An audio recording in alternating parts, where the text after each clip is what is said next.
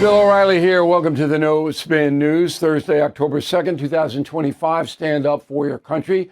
The government is shut down. Okay. We tape this program in the late afternoon, so you may be watching me and the government might be open again because it's going to happen. They're negotiating or whatever. This is all a big show. And I'll explain it top to bottom. And I'm telling you, you will never get analysis like this anywhere. So I'm going to tell you the truth, okay? I'm going to take all the politics, ideology out of it. I'm just going to tell you the truth. And it's a pretty interesting story. And that's the subject of this evening's Talking Points memo. So the blame game is what they do on television. Oh, no, Trump did it. Oh, no, the Democrats did it. So boring, so tedious, so ridiculous. But it happens every single time. And a poll out today from the Washington Post says 47% of Americans say Trump and Republicans are responsible for the government shutdown. Okay? 30% say the Democrats are responsible. Now, the Washington Post, but maybe it's true because that's what the media puts out there. And even though nobody watches the media, it all gets on the internet and people pick it up. They don't know. And I'm not being supercilious, word of the day. Okay, I'm not. They just don't know. People are busy. People have to work. They have kids. They're running around. They can't be sitting there on their butts analyzing the government shutdown. I understand that. That's why you watch me and listen to me on the radio. Because I cut through all the BS and I'll tell you in less than an hour what the truth is about your world. Okay. So according to Washington Post, most people brain dump. Does it matter? No. 4 weeks from today, nobody will even remember this. Do you remember the last government shutdown? I remember it. I had to cover it, but not. It's kind of fuzzy.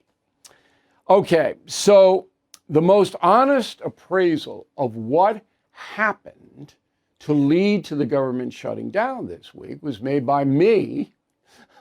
Aren't I humble? On News Nation, Cuomo last night. Roll tape. Okay, so here's what happened. You'll remember that the last time around, Senator Schumer gave in to President Trump. At least that's how it was portrayed. And Schumer got hammered from all sides and couldn't leave the House for 3 weeks. So that was not going to happen again, Cuomo. Not with AOC right there. Cha-cha-cha-cha-cha-cha-cha. Not going to happen. So the guy who really knew what was going to happen in advance, and you should get him on tomorrow, is Fetterman, the senator from Pennsylvania. I'm trying to get him. He knew. I'm trying to get him. Okay.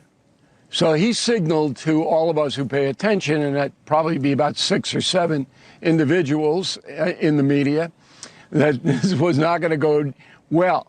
And here's why it didn't. So under President Biden, about 15 million foreign nationals crossed into America, many of them, perhaps most, on asylum claims. But they didn't go through the ports of entry, and they didn't do what they were supposed to do to claim asylum. In the Democratic vision for funding health care, all of those people would get subsidies, and some of them free health care, from the American public. Schumer knew that Trump and the Republicans were never going to sign off on that, ever in a million years. Yet he brought it in anyway. So you tell me who's playing the cards in an upright position. And that's exactly what happened. Biden is the villain here because he changed the whole thing as far as asylum is concerned. If you, in the past, before Biden, were a foreigner in danger that you were going to be killed or imprisoned because of your belief system, you could apply to asylum. There were rules you had to do and come here. Once you got here under that asylum banner, then you were entitled to whatever the government programs are. You're entitled to go to school. You're entitled to Obamacare, whatever. When Biden allowed 15 million in unsupervised, and I don't know the exact number that applied for asylum. They haven't put it out yet, but it's probably the majority because that was the con.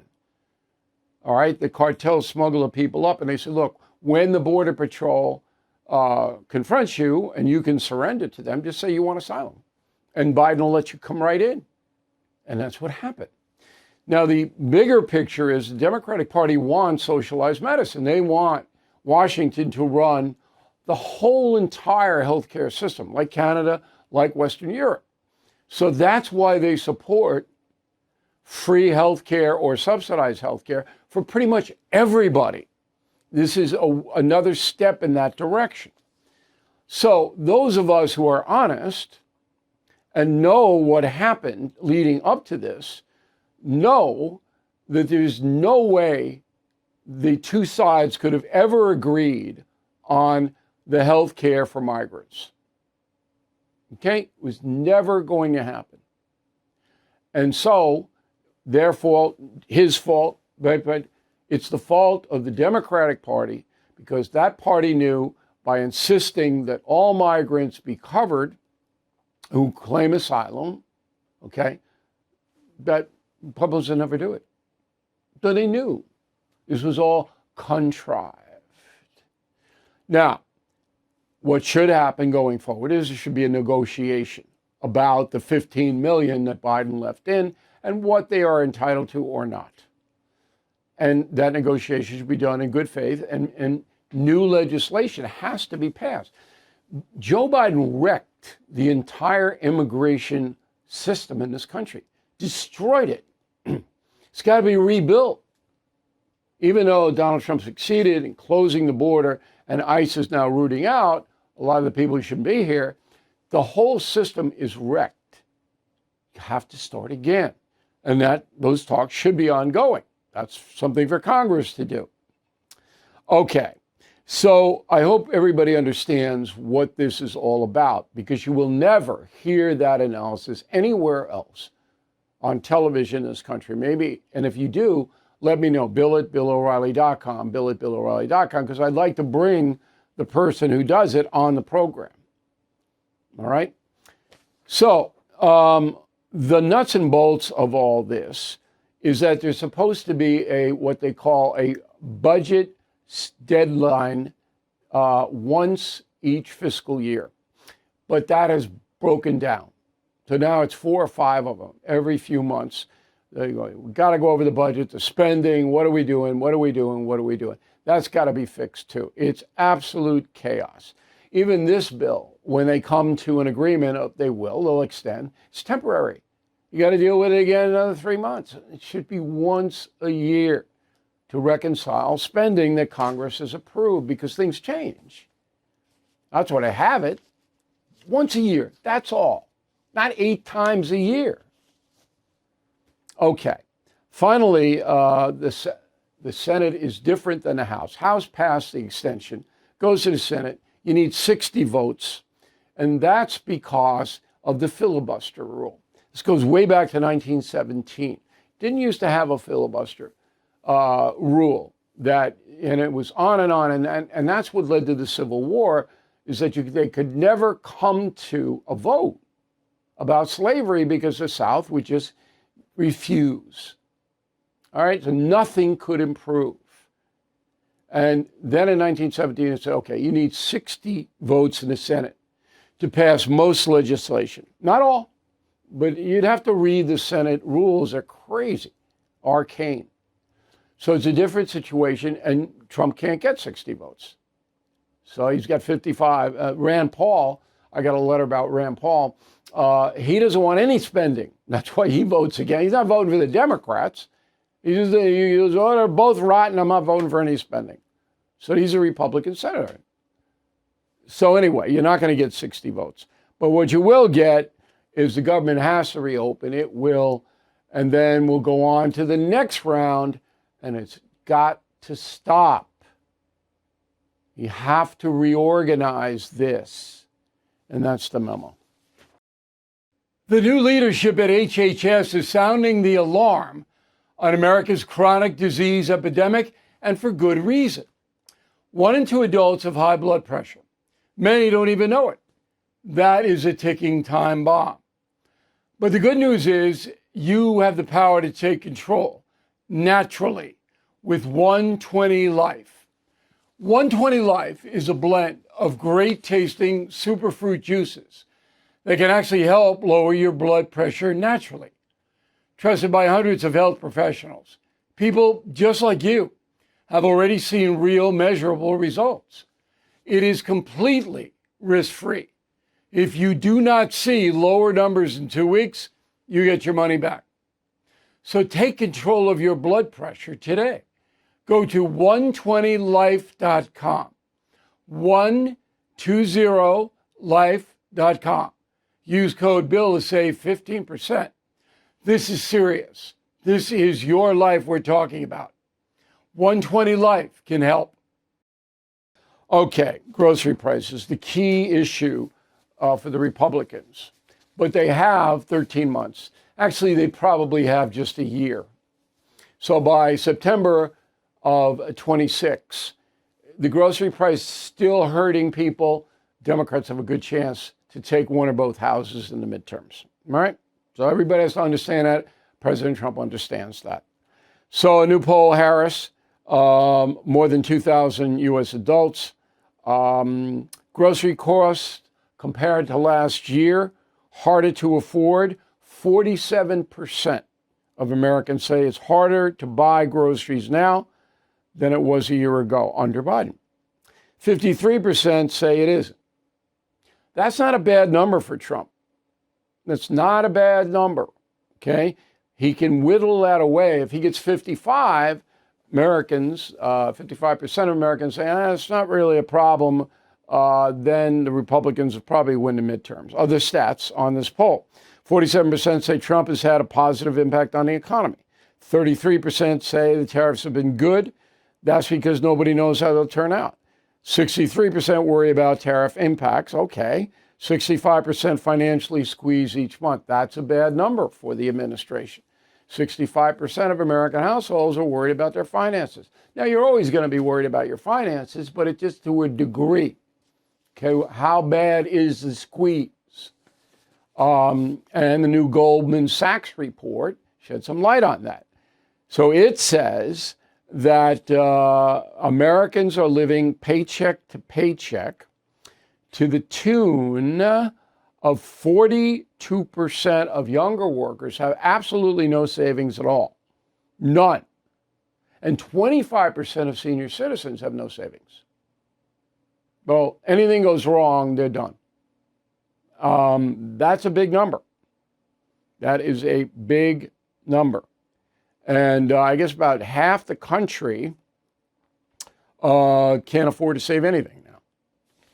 And the reason is it's not so much the food and the gas, all right? That's not surging. It's insurance. Man, those insurance premiums, if you own a car or a home, my God, they are gutting us. Government's got to look at that. And now, insurance is the purview of the states, not the feds. But if you look at how many millions of dollars these insurance companies spend on advertising during NFL games and stuff like that, I mean, come on, this is insane. Now, that insurance, along with the structure, your structures that you need, they're just going higher and higher and higher and higher, and that's what's taking all the money. Okay. Tariffs this year, $215 billion, the federal government says, a lot of money. So that money, $215 billion in tariffs, Trump tariffs, goes to the Treasury, the U.S. Treasury. Goes in there. Then Congress, not Trump, decides what to do with the money. This is extra money. I mean, it's an amazing growth. If you look at the Biden thing compared to Trump days, it's not even the same, because Biden didn't have terrorists. I mean, this was crazy. Now, there are only two places that you can put that money responsibly. One is to pay down the national debt. You got to pay it down.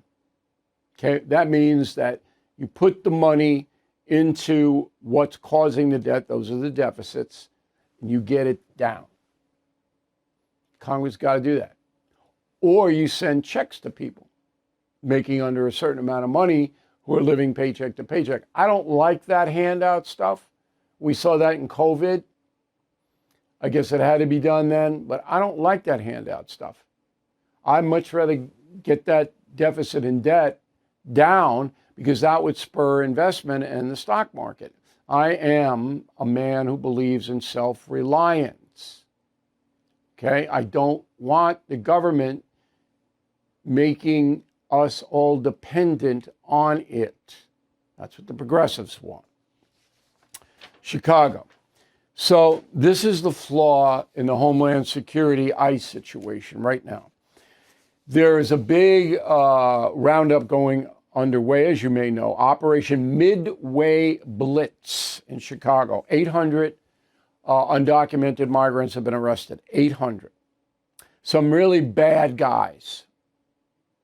But we don't know the percentage of criminal aliens that have been arrested and people with no criminal record.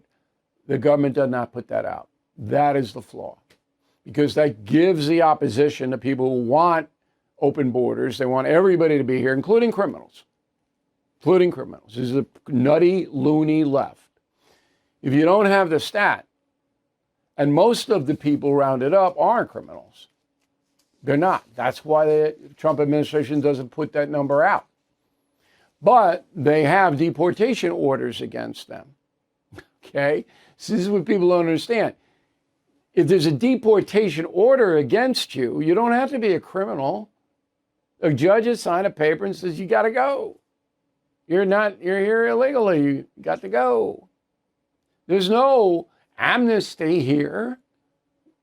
So that's what ICE says. If ICE says they have names of deportation orders in Chicago and they get you, you're out. Now, there's nothing wrong with that. But it's not explained properly by Homeland Security. And I'm saying, in this day and age with the dishonest press, which will never report the truth, you've got to lay it out for the folks to make it harder for them to lie to you. Okay. UK, England. So I lived in England, as some of you know, for about a year. When I was there, it was traditional England, 1969-70. And it was tea. It was, everybody had the little hat on, the bobbies, the big cabs, the whole thing.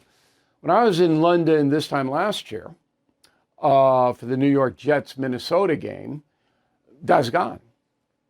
Gone. All the English traditions are gone. I mean, the Tower of London's still there, and the Tower Bridge, and that kind of thing, and double-decker buses are still there, but it's migrants all over the place. And in Mile End, where my college was, University of London, Queen Mary, that's all 100% non-English. And now there's trouble. So September 13th, earlier, about a month ago, right? 4 weeks ago, the BBC says 150,000 people showed up to demonstrate against crazy immigration, and a lot of them were violent, because Britain has a far right that's pretty violent. They were called skinheads when I was there, okay? And there was a countermarch of people who wanted all the migrants let in. That was only 5,000 people, according to the BBC. So there's trouble over in England. Now, what is the trouble? People from the Middle East and North Africa are getting through to France, coming up, and then they're getting on boats and crossing the English Channel. And then they land in England illegally. But remember, the EU you don't have to stop at borders anymore. You don't have to do anything. You just go where you want. And why are they going to England? Because they have relatives there. That's the same thing in the United States. Why so many migrants go to California? Because they have relatives there. But in England, it's reaching critical mass. And you get 150,000 people out there. There's trouble. Homeowners, when is the last time you checked on your home title? If your answer is never, then this is for you. Scammers are stealing titles, and your equity is a target. Criminals forge your signature. Just like that, your home title can be transferred out of your name. That's why I partnered up with Home Title Lock, so you can find out today if you're already a victim. Please use my promo code BILL at HometitleLock.com, and you'll get a free title history report. Plus, you will get a free trial of their $1 million triple lock protection. That's 24/7 monitoring of your title, urgent alerts of any changes, and if fraud does happen, they'll spend up to $1 million to fix it. That's HometitleLock.com, promo code BILL. We don't talk enough about those truly making a positive impact. So let's take a moment to discuss Delta Rescue, the world's largest no-kill care-for-life animal sanctuary. Home to more than 1,500 rescued animals. It is staffed by trained specialists who provide lifelong care, love, and safety. They do incredible work. But look, it's important to remember that Delta Rescue relies solely on contributions from us. I have donated, and so should you. Their founder, Leo Grillo, built a legacy of dedication and everlasting love for animals. So consider making it a part of your legacy too. Talk with an estate planner. Check out the estate planning tab at deltarescue.org. You can make a difference, even get potential tax benefits. So please visit deltarescue.org today to learn more. deltarescue.org. So this crazy freedom of speech thing we talked about with Jane Fonda have been totally distorted by the media, as we have proven here. The Federal Communications Commission, FCC, only has jurisdiction over the 3 networks. And then they have a little bit public broadcasting oversight too. But since there's no more money going to public broadcasting, that's gone. So NBC, ABC, CBS. Public interest is this, quote, regulates public airways use and requires licensees to serve the public interest, convenience, and necessity by addressing local community needs. Okay, does Colbert and Kimmel hating Trump every night address local community needs? No, it doesn't. They're spout propaganda.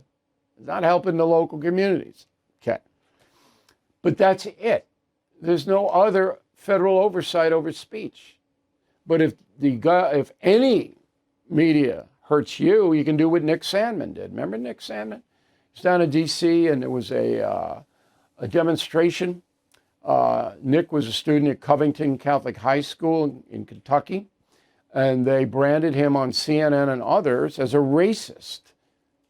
And Nick sued, and he settled with CNN, okay? He settled with the Washington Post, and he settled with NBC. That means he got money, substantial money, from all 3. So that made Nick Sandmann rich. That's the recourse you have with the corrupt media. You can bring them into court. But the government does not have sway over freedom of speech. Someone tell Jane Fonda. Thank you for watching me, Bill O'Reilly, No Spin News. We'll have a good Sunday column for you, working on it right now. I'll see you again on Monday. Thank you for watching. To view full episodes of the No Spin News anytime, sign up to become a BillO'Reilly.com premium or concierge member today.